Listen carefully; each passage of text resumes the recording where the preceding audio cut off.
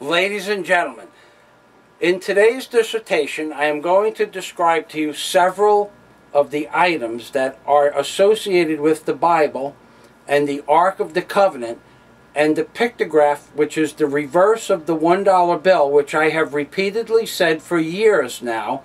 It is a direct pictograph, precisely scaled to the measurements given to Moses from what we perceive to be the Lord God to Moses in order for Moses to create the Ark of the Covenant in the book of Exodus.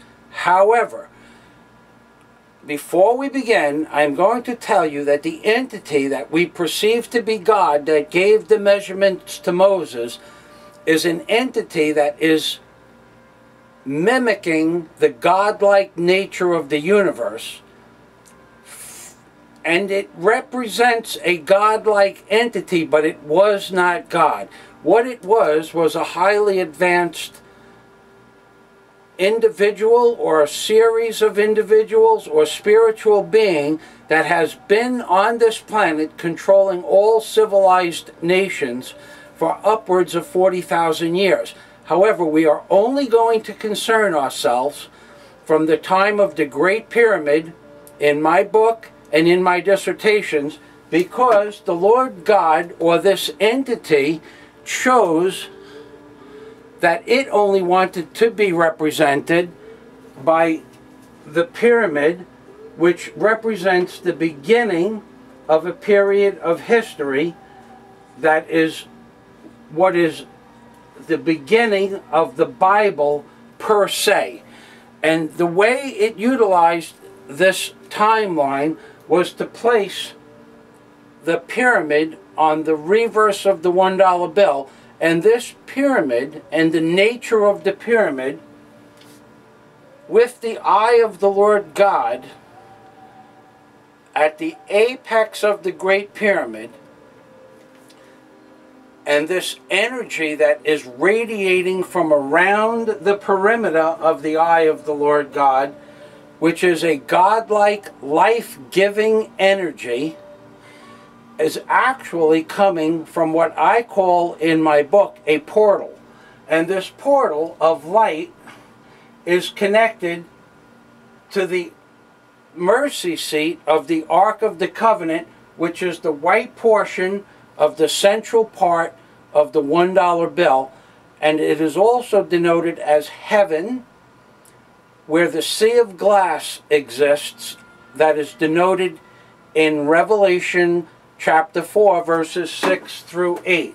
So this eye is not the eye of Horus, although it has been hijacked to become the eye of Horus. It is the eye of the Lord God looking at you from a portal coming from heaven, which is denoted as the white portion of the mercy seat, where God itself exists in the form or represented as the Word One and the words, "In God we trust" one. So this is the beginning of a period of history, the Great Pyramid. And this light that represents the Lord God, or the radiance of the Lord God, gives life to everything inside the compass that surrounds the Great Pyramid. And this circle is a compass. And inside the compass are the seas that are spoken about in the book of Genesis, as the grass, the herb, and the shrubs that is spoken about in the book of Genesis, is the sky that is spoken about in the book of Genesis, which is denoted as the heavens to either side of the eye. And the light that gave life to earth itself, when the Lord said, "Let there be light," this is the light that represents the light of the Lord. And this is why I say that the story begins with the Great Pyramid. The biblical story and the book of Genesis begin with the Great Pyramid, because the book of Genesis and the first 17 verses of the book of Genesis is an exact description of everything that you see inside this compass. So this is the beginning of the story of the book of Genesis. The book of Revelation is also denoted on the $1 bill as the eagle that is on the opposite side of the $1 bill. Now I can prove to you that they are in fact associated with one another, but not identical to one another, because of something that is known as the methodology in which the Lord God chose to place the energy above the eagle's head. Now the energy that is the eagle, that has been denoted throughout all of history, is always associated with a light or life-giving energy. It's always associated with a life-giving energy. This starburst, this is a starburst. This is an explosion.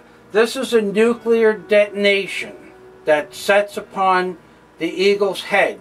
It is completely opposite and diametrically opposed in both nature and in what it does, as from this radiance that appears over the apex of the Great Pyramid, because this is a radiance that gives life to the plants that are inside and underneath the base of the pyramid.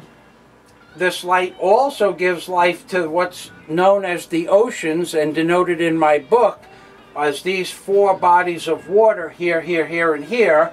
This is the radiance of the Lord God coming from heaven that gives life on the, and represents this entire sphere or compass, represents the book of Genesis.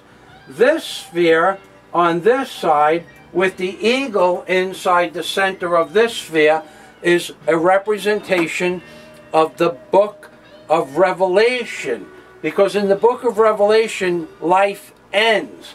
So this is what is known as a glory. You have been hoodwinked into believing that this is in glory, when in fact this is a nuclear detonation. You can see by looking at my pictographs and by looking at the pictures in my book that this is over a 100-page explanation in the book Angels on the Ark by Michael Fazio.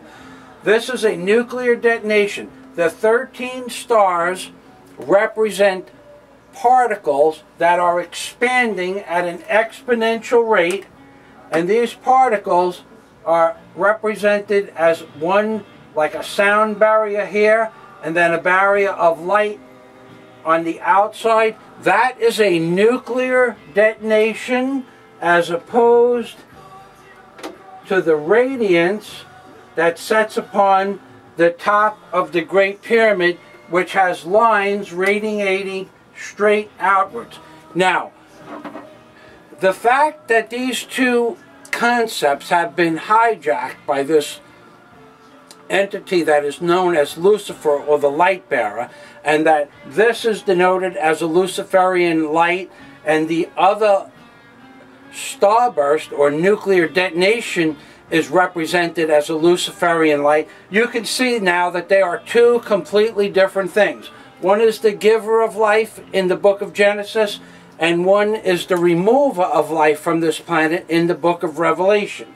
However, there is a much deeper significance to these pictographs, and unless you understand the glyphic nature of the universe, or the way pictography works, which is a lot more difficult to explain in a 10-minute video than you might think, you wouldn't get this by just looking at the obverse and reverse of the $1 bill, because there are 3,300 pictographs that I describe exist. There are more, in fact, but I only described several hundred in my book.